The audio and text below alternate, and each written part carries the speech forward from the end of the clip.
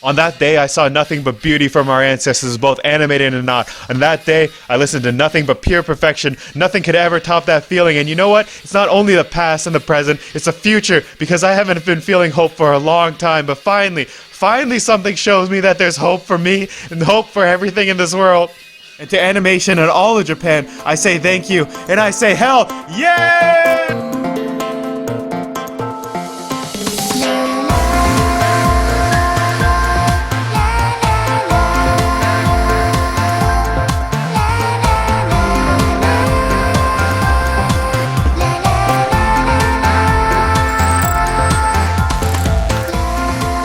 I didn't have a bucket list or anything planned. The idea was simple: enroll in school in Japan, go live out my life there for a year, and then finally get my life back on track. I'd also like to see snow. But I think the school part really grounds the adventure. See, the one problem was that the school didn't want me to film. Although there was no filming, the first day went as followed. Walk in, close door, lock eyes with seat in back corner next to the window, go to said seat, claim it, and finally obtain status of a main character. If it's not given what I did the next day, then maybe I should share what I did after class. I got that delectable fufu mega thick bread that I always see in anime, and then I went back to school, and then I timed how long it takes me to get from home to school and school to home.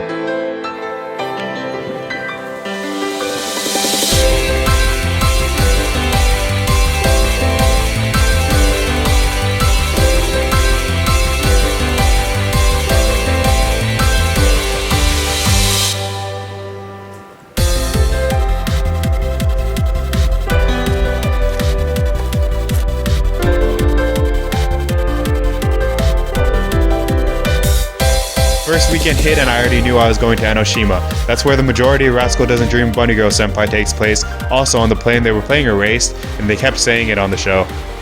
I didn't need to, but I got a hotel so I could stay late into the night. Although I am Team Mai, I wanted to do it in the night.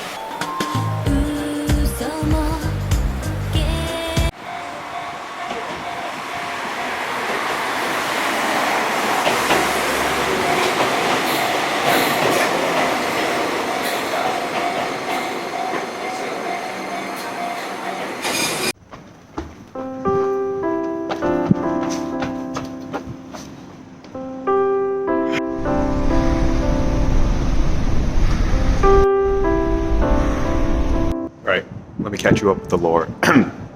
So I really wanted to see snow since I got here. There was one snowing day in the middle of the night, and apparently my area didn't snow, which I did check. I'm very cold. So anyways, I came to the most anime scene place I could think of under the bridge, and now I'm watching the snow.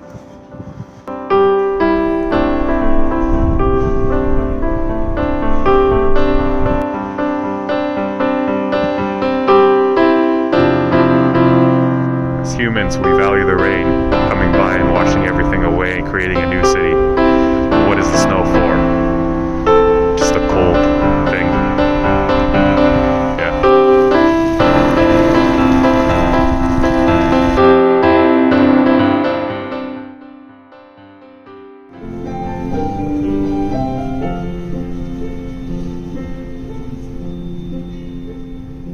Everything slowed down after I saw snow. I got into a nice groove at school and I thought long and hard about making videos, but...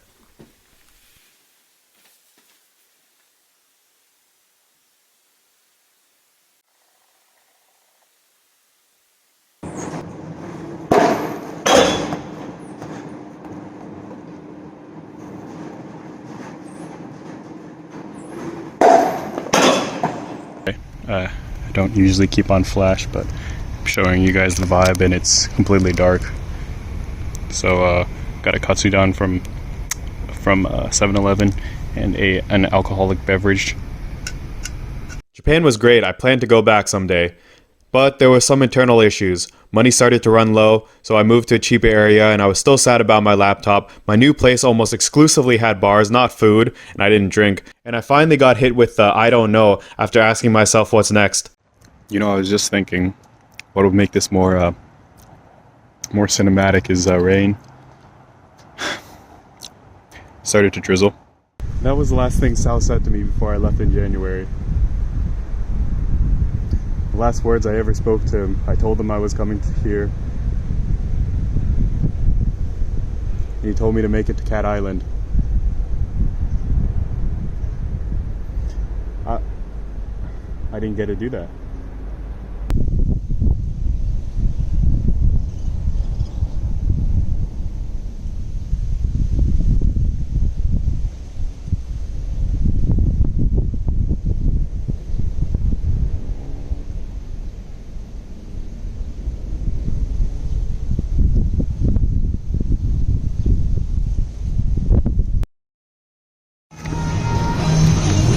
It was just some random karaoke bar, and hope came rushing back to me as I heard it. After that, I found out about an event. It gave me the hope I needed to start the journey to Cat Island.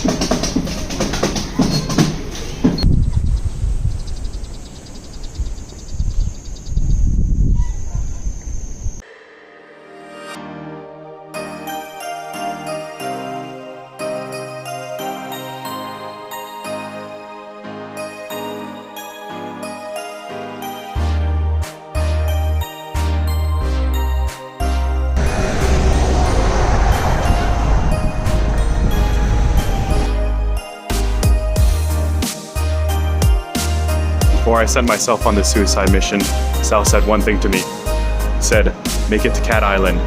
There, you will find all your hopes. I wish I could say this was just a stop along with Kyoto. Unfortunately, this would be the closest I get to Cat Island. I never made it to Cat Island, but I made new friends along the way.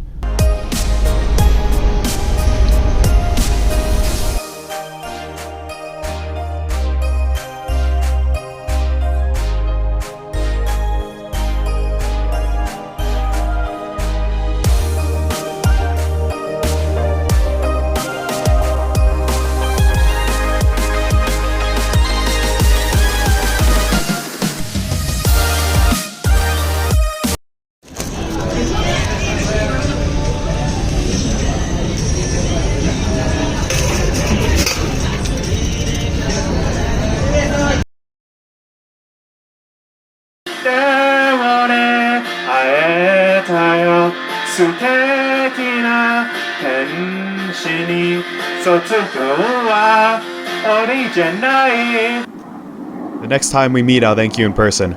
This was exactly the journey I needed. Although I didn't make it to Cat Island, I realize now that the ending doesn't have to be a destination. If it's all internal, then the feeling of satisfaction doesn't come from a glimmer of hope.